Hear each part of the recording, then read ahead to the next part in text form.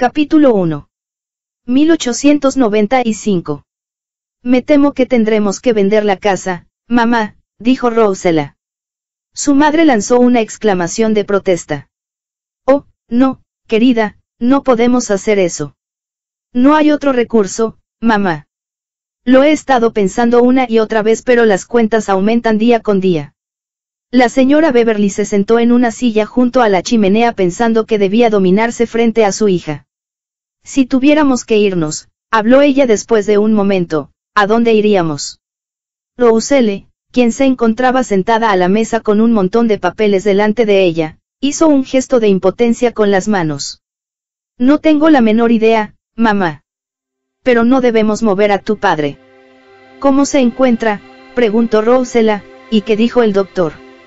Dijo, respondió la señora Beverly como si estuviera escogiendo las palabras, que el corazón de tu padre casi ha vuelto a la normalidad, pero tendrá que cuidarse mucho y por supuesto, comer la alimentación adecuada. Miró a su hija con aire de impotencia y Rosella respondió. Eso es lo que yo me esperaba. Pero ¿cómo lo vamos a lograr, mamá? Lo único que podemos hacer es vender esta casa. La señora Beverly, quien todavía era una mujer muy hermosa, miró a su alrededor con desesperación. Hemos sido tan felices aquí, expresó como si hablara consigo misma. Vine aquí después de que me escapé con tu padre y la casa siempre me pareció que estaba llena de sol. Yo también la quiero, mamá, repuso Rosella con delicadeza, y sé que te dolería muchísimo tener que cambiarte, pero siento que es la única solución, a menos que estemos dispuestos a morir todos de hambre. La señora Beverly hizo un sonido de impaciencia. Eso es algo que tu padre no debe hacer. El doctor insistió en que debe comer mucho pollo, leche y cualquier otra cosa que se le antoje. ¿Sabes lo especial que es para los alimentos? Se malacostumbró durante sus viajes por todo el mundo, comentó Rosella con una sonrisa, sobre todo en Francia y en el Medio Oriente. Tanto Nanny como todos nosotros hemos tratado de preparar lo que a él le gusta, dijo la señora Beverly. Hubo una ligera pausa antes que Rosella preguntara. ¿Con qué? Se produjo un silencio, pero la habitación pareció vibrar con esa pregunta para la que no había respuesta. Se escuchó que llamaban a la puerta principal y Rosella se levantó de la mesa. Yo abriré, indicó Nanny. Está arreglando tu habitación y no habrá escuchado. Nanny era la única sirvienta que podían pagar. Había servido a su lado desde el nacimiento de Rosella y no se preocupaba si dejaban de pagarle su sueldo, a veces durante varios meses. Ella había querido a Rosella desde que ésta llegó al mundo y ya se había convertido en parte de la familia. Mientras se encaminaban hacia la puerta, Rosella pensó que a Nanny le dolería dejar aquella casa tanto como a ellas. Le parecía imposible que tuvieran que hacerlo después de haber vivido allí gran parte de su vida, pero tenía la idea de que como era muy acogedora la vendería en un buen precio. Eso les haría posible rentar una pequeña cabaña y por algún tiempo comprar el tipo de alimentos que eran tan necesarios a su padre. Abrió la puerta y para sorpresa suya se encontró con Ted Cobb, el cartero. «Ted», exclamó ella. «¿Por qué ha regresado?» «Hace bien en preguntar, señorita Rosella», respondió Ted Cobb. «Es la segunda vez que piso esta entrada durante el día de hoy y el reumatismo me ha estado molestando mucho durante estos días». «Lo siento, Ted», dijo Rosella. «¿De qué se trata ahora?» El cartero sacó de su bolsa un sobre que traía un gran número de sellos pegados. «Entrega especial, señorita. Una nueva idea de Londres y que a mí no me gusta mucho en lo particular. Me pregunto qué podrá ser», exclamó Rosella. «Espero que no sea otra factura por cobrar». «Quien lo haya enviado pagó bastante dinero por las estampillas», sonrió Ted. «Bueno, debo seguir mi camino y espero que no tenga que traerles otra cosa antes de mañana». «Muchas gracias, Ted», repuso Rosella. Mientras hablaba cerró la puerta y se quedó mirando el sobre que venía dirigido a su padre con una letra firme. Pensó que debía guardar los sellos para el hijo del señor Jackson, quien los estaba coleccionando. «¿De qué se trata, querida?», le preguntó su madre cuando ella entró en el salón. «Es una carta muy impresionante dirigida a papá», respondió Rosella. «Viene de Londres, así que estoy segura de que no se trata de otra factura. No debemos preocupar a tu padre con su contenido, opinó la señora Beverly, al menos hasta que sepamos cuál es. ¿Opinas que deba abrirla, mamá? Sí, ábrela, indicó la señora Beverly, y yo rezaré para que por un milagro se trate de buenas noticias. A las dos les cruzó por la mente que quizá el editor del profesor le estaba enviando las regalías de alguno de sus libros. Pero Rosella sabía que aquello era muy poco probable. Los libros de su padre, que eran monótonos tratados acerca de las diferentes nacionalidades y sus idiomas, aunque muy admirados por los estudiosos, no tenían el menor interés para el público en general. Cuando pensó acerca de eso, recordó que las pocas libras que había recibido por las ventas del año anterior habían llegado hacía apenas 3 meses. Abrió el sobre con cuidado y sacó el contenido.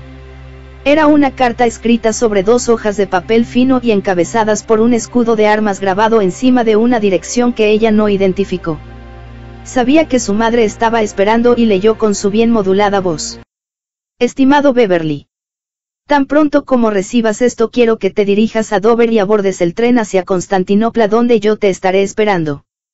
Planeo una misión muy importante y es absolutamente necesario que estés conmigo para ayudarme como lo has hecho en otras ocasiones en lo que al idioma se refiere.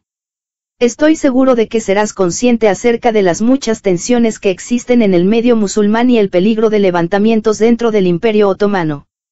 El secretario del Exterior también se encuentra muy preocupado por los rumores que corren acerca de una crisis dentro del Imperio Británico y que circulan por toda Europa. Uno de estos es que el canal de Suez ha sido tomado por los turcos y alquilado a los rusos, en tanto que los Mullah proclaman que los creyentes jamás podrán ser heridos por las balas inglesas. Todo esto necesita ser refutado, pero el secretario del Exterior necesita más información de la que le ha llegado a través de las fuentes diplomáticas y tú y yo sabemos cuál es la mejor manera de obtenerla. Espero verte en Constantinopla tan pronto como te sea posible y anexo a mi carta un boleto para el barco que cruza el canal así como para el tren, o mejor dicho, trenes, que te permitirán llegar junto a mí cuanto antes. Te ruego ponerte en camino tan pronto como recibas esta y si hay algún problema comunícate con mi secretaria en la dirección que aparece arriba. Bajo estas circunstancias te estaré esperando y es muy urgente que estés conmigo para fines de la próxima semana. Mervyn.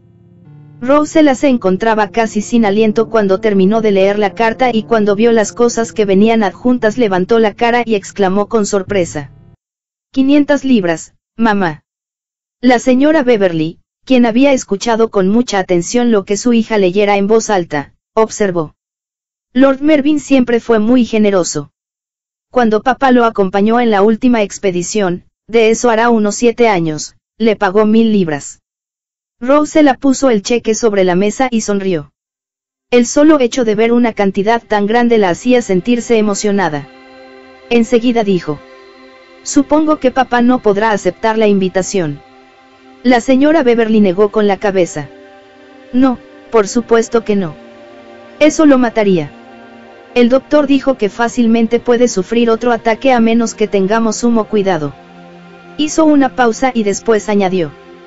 Deberás enviar la contestación explicando la condición física de papá y devolviendo el cheque y los boletos. Pero Lord Mervyn ya habrá partido para estas fechas, mamá. Así lo dice en su carta.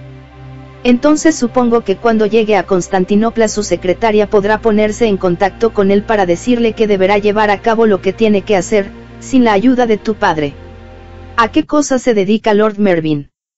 Preguntó Rosella. En alguna ocasión escuché a papá hablar de él pero no le presté mayor atención. Tu padre no hablaba mucho al respecto porque era un secreto. Yo no sé exactamente qué era lo que él y Lord Mervyn hacían juntos. La última vez fueron a Argelia y fue una misión muy peligrosa, aunque tu padre no me lo dijo sino hasta después. Resultó un éxito y obtuvieron mucha información que la oficina del exterior no hubiera podido recibir de cualquier otra fuente.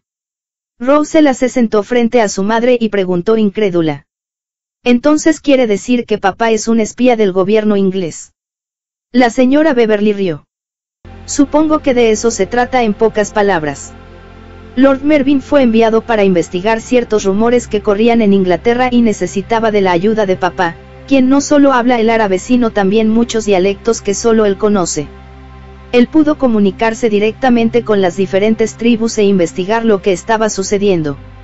Eso es lo que le está pidiendo a papá que haga una vez más, comentó Rosella. Después, inclinando el rostro, observó. Lord Mervyn ha de ser un hombre bastante enigmático para esperar que papá acuda a su llamado de inmediato sin pensar en los inconvenientes que esto pueda traerle. Me temo que Lord Mervyn considera que no hay nadie más importante que él mismo, repuso la señora Beverly con una sonrisa. Pues a mí me parece una arbitrariedad, dijo Rosella. Le ha dado órdenes a papá como si este fuera uno de sus sirvientes. ¿Cómo sabe él si papá le conviene hacer tal cosa? Lord Mervyn piensa que lo que se relaciona con él tiene precedencia por sobre todo lo demás, afirmó la señora Beverly. Pues esta vez su señoría se va a sentir desilusionado. Repuso Rosella. Me gustaría ver su cara cuando se entere en Constantinopla de que no tendrá a nadie quien lo ayude. Tendrá que hacerlo solo. Sin duda se sentirá muy contrariado, comentó la señora Beverly. Estoy segura de que considera a tu padre del todo indispensable, pero no puedo olvidar lo preocupada que viví durante los 3 meses que estuvo ausente la última vez y me alegro de que no pueda ir ahora. Supongo que no podemos quedarnos con el cheque que le ha enviado a papá, señaló Rosella lentamente. No, por supuesto que no. Intervino la señora Beverly. ¿Cómo puedes pensar en algo semejante? Lo dije en broma, contestó Rosella. Por supuesto que lo regresaré, pero este dinero hubiera evitado que nos tengamos que salir de la casa y le daría a papá la alimentación adecuada. Ella se incorporó para dirigirse hacia la mesa. Se quedó mirando el cheque por 500 libras firmado con la letra de Lord Mervyn y lanzó una exclamación. ¿Qué sucede?, preguntó su madre. Se me acaba de ocurrir que no tenemos por qué regresar el cheque. Yo puedo ir en el lugar de papá. Sabes bien que yo puedo hablar todos los idiomas que Lord Mervyn necesita casi tan bien como él. Estás bromeando de nuevo, afirmó la señora Beverly. ¿Te imaginas la conmoción que se crearía si tú llegaras en lugar de tu padre? Yo podría ser muy útil, respondió Rosella. En el último libro escrito por papá hay una sección muy larga escrita en turco y papá me la hizo repetir una y otra vez hasta que la pude pronunciar perfectamente. Y así es respecto a cualquiera de los dialectos que se hablan en Constantinopla.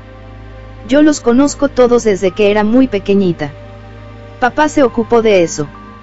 La señora Beverly sabía que aquello era cierto ya que su esposo era uno de los más grandes expertos en turco, árabe y sus numerosos dialectos. Y le había divertido enseñar a su niña a hablar todos estos idiomas y dialectos. Si tú fueras varón la cosa sería más fácil, dijo la señora Beverly. Es más, yo sé que disfrutarías mucho la expedición, pero por desgracia eres mujer y muy atractiva. Rosella volvió a sentarse frente a su madre. Vamos a pensar esto bien, mamá, sugirió ella. Ambas sabemos que nada es imposible en este mundo y estas 500 libras nos han llegado como una respuesta a nuestras oraciones. ¿Qué estás diciendo? ¿De qué estás hablando?, preguntó la señora Beverly. Estoy pensando en cómo podría yo ir en lugar de papá, mientras tú te quedas aquí y te gastas las 500 libras en su recuperación. Eso es un absurdo y tú lo sabes. Respondió la señora Beverly. ¿Cómo ibas tú a viajar sola hasta Constantinopla y después hacerlo en compañía de Lord Mervyn? Si papá pudo hacerlo, también puedo hacerlo yo, señaló Rosella. ¿Con tu figura?, preguntó la señora Beverly. No seas ingenua. Eres demasiado bonita para poder viajar sin compañía. Ni siquiera de aquí a Londres. ¿Qué estás diciendo?, dijo Rosella lentamente. Que si yo fuera mayor, poco atractiva y usara gafas nadie me molestaría. Aún así serías una dama, repuso la señora Beverly, y las damas no viajan solas. Ellas también pueden yacer solas en un ataúd, muertas de hambre. La señora Beverly apartó la mirada de su hija como si de pronto se diera cuenta de lo delgada que estaba esta. Y como si sintiera miedo por lo que Rosella estaba diciendo, exclamó. Muy bien, venderemos la casa. Estoy segura de que encontraremos algo más pequeño donde podamos estar cómodos. No, mamá, protestó Rosella. No vamos a hacer tal cosa. Seremos valientes y aunque sea un poco fuera de lo común, tendrás que convencerte a ti misma de que nada es perfecto en este mundo. Si estás hablando acerca de ir a Constantinopla, no lo permitiré. replicó la señora Beverly. ¿Me entiendes, Rosella? Eso es algo que no podrás hacer. Espera un momento, mamá. Tengo algo que mostrarte, dijo Rosella. Se puso de pie y salió, presurosa, de la habitación. Cuando se quedó sola, la señora Beverly se acercó a la mesa y tal como lo había hecho su hija se quedó mirando el cheque por 500 libras. Sabía lo bien que haría en su situación financiera y en la desesperación que ella sentía aumentar día con día. Arriba, acostado sobre la cama que había sido de ellos desde el día de su matrimonio, se encontraba su esposo. Ella solo tenía 18 años cuando se fugó con él. Había sido el graduado más joven de Oxford y frecuentó la casa del padre de ella para dar clases a su hermano. Y desde el momento en que lo conoció, Elizabeth había comprendido que nada en su elegante y aristocrático hogar era más importante para ella que su amor por Edward Beverly. Era el encuentro de dos almas que estaban predestinadas a unirse y Edward Beverly estaba seguro de que ya habían estado juntos en otras encarnaciones anteriores y que ahora volvían a encontrarse en esta. Y habían sido muy dichosos a pesar de su pobreza. Edward Beverly ya había cobrado fama dentro del mundo académico por sus extraordinarios conocimientos acerca de las lenguas del Medio Oriente. También había viajado mucho y a los 32 años fue nombrado profesor en Oxford cuando ya era conocido en la oficina del exterior por la información que les había proporcionado a través de sus viajes. Recibía de su padre un pequeño ingreso y poco después heredó el capital. Pero este no era suficiente y las necesidades de la familia trajeron como consecuencia que se sobregirara cada año. Aquello no le preocupaba mucho, excepto porque deseaba poder darle a su esposa todo cuanto anhelara, aunque lo único que ella le pedía era su amor. Edward Beverly conoció a Lord Mervyn por medio del secretario del exterior cuando él le había suministrado información acerca de un extraño hombre de quien se sospechaba que estaba coludido con Rusia. Lord Mervyn había quedado muy bien impresionado y había convencido a Edward Beverly de que lo acompañara en una expedición que haría, por el norte de África con la idea de poder introducirse en Argelia de incógnito. Fue al regreso de esta aventura cuando le pidieron a Edward Beverly que le diera clases a un joven cuyo padre estaba ansioso de que su hijo obtuvieran un título antes de dejar Oxford. Fue a vivir en la magnífica casa de Sir Robert Whitehead en Oxfordshire y en cuanto conoció a la hija de este comprendió que sus días de aventurero habían terminado. Pero a la vez no podía estar sin hacer nada y se dedicó a escribir libros sobre las diferentes culturas que había conocido durante sus viajes. Sin embargo, Lord Mervyn se negó a aceptar que la vida doméstica de Edward Beverly interfiriera con sus planes y después de su matrimonio, de vez en cuando lo sacaba de la comodidad de su hogar para involucrarlo en misiones peligrosas que con facilidad pudieron haberle costado la vida. Y no es que él no las disfrutara, pero después de una segunda incursión en Argelia donde corrió grave peligro, le prometió a su esposa: «Nunca volveré a dejarte, mi amor». También había repetido lo mismo a su pequeña hija de 15 años y lo hizo con sinceridad. Ahora la señora Beverly pensaba que una vez más Lord Mervyn había vuelto a interferir en su paz y felicidad y hacerla sentir miedo, aunque trataba de no tomar en serio la descabellada sugerencia de Rosella de tomar el lugar de su padre. ¿Cómo puede pensar en algo tan absurdo?, preguntó en voz alta. En aquel momento Rosella regresó al salón. Hacía unos momentos había llevado puesto un bonito vestido de color verde que hacía juego con sus ojos, pero ahora tenía puesto un horrible sobre todo a cuadros que la señora Beverly reconoció como una de las prendas que su esposo usara en alguno de sus viajes. Pero no era solo la ropa lo que la había transformado, sino el hecho de que su cara se veía ahora por completo diferente a la de la chica que atraía la mirada insistente de los hombres. Sobre los ojos, que eran su mayor encanto, llevaba lentes oscuros diseñados para proteger a los exploradores del brillo de la nieve. Sus hermosos cabellos, con unos extraños toques rojizos que brillaban bajo la luz del sol, estaban casi ocultos bajo un feo sombrero. La señora Beverly tuvo que admitir que su apariencia era tan simple que pasaría inadvertida. «Mírame, mamá», dijo Rosella, «si viajo vestida así hasta Constantinopla, ¿crees tú que algún hombre me dirija la palabra o se ofrezca a cargar mi equipaje?» «Tú no vas a ir a Constantinopla», afirmó la señora Beverly con un ligero estremecimiento en la voz, «y no tiene objeto que intentes convencerme de lo contrario». «Tengo toda la intención de ir vestida así», repuso Rosella, pues tú sabes tan bien como yo que de eso dependerá la vida de papá. ¿O estás preparada para dejar que muera por falta de alimentación adecuada o peor aún, por los efectos del cambio de casa? Su madre no respondió y después de un momento ella continuó. Eso a ti y a mí nos haría sentirnos miserables, pero afectaría mucho más a papá porque él estaría pensando en nosotras más que en él. ¿Cómo podremos permitir que eso suceda en estos momentos? Si muere, ¿qué haremos? Rosella, no digas esas cosas, suplicó la señora Beverly. Tenemos que enfrentarnos a la realidad, mamá. No tenemos dinero y como un regalo de Dios hay 500 libras encima de aquella mesa. Y cuando éstas se hayan terminado, tendrás otras 500 que nos deberán durar hasta que papá se encuentre bien. No puedo permitir que te expongas al peligro, manifestó la señora Beverly. Tengo la sensación de que Lord Mervyn se cuida muy bien a sí mismo. Él no se va a exponer si puede evitarlo y hasta ahora siempre ha salido airoso. No veo por qué ahora, en Constantinopla, no obtenga los mismos resultados. ¿Y si falla? Tienes que escoger, mamá, entre dejarme ir a Constantinopla o dejar que papá muera por falta de cuidados. No puedes decir eso. Ni siquiera debes pensarlo, protestó la señora Beverly. Tenemos que enfrentarnos a la realidad por desagradable que ésta sea, dijo Rosella con firmeza. Ya no soy una niña. Tengo 20 años y aunque ustedes siempre me han mimado, poseo una voluntad propia y no creo que sea tan tonta que no pueda encontrar el camino a Constantinopla.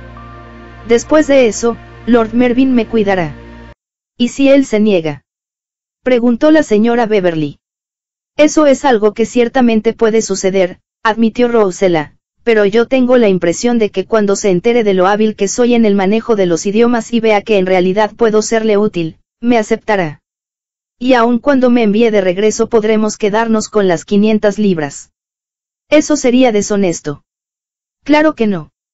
Como papá no puede asistir en persona, él le ha enviado quien lo sustituya y sería muy poco caballeroso de parte de Lord Mervyn exigir la devolución del pago inicial aun cuando no nos diera la segunda parte.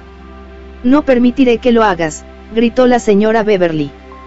Pero ella sabía que no había otra alternativa y gustárale o no, su hija debería ir a Constantinopla para salvar la vida de su padre. Una vez que se hubo decidido, Rosella no perdió el tiempo discutiendo aun cuando Nanny protestó mucho más que su madre.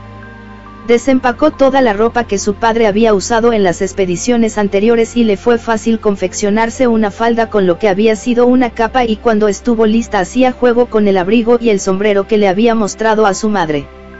Todo esto combinado con unos zapatos de trabajo la hacían verse como una misionera de mediana edad o una de esas turistas inglesas sin personalidad definida que se encuentran en todo el mundo.